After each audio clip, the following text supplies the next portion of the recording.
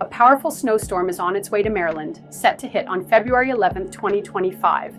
We're expecting heavy snowfall and icy conditions that could make travel extremely hazardous. Local forecasts from WBALTV and weather.com are warning us to prepare.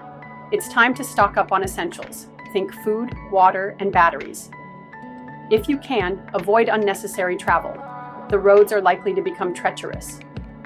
Authorities are also cautioning about potential power outages as the storm intensifies. Stay informed with the latest updates and heed all travel advisories.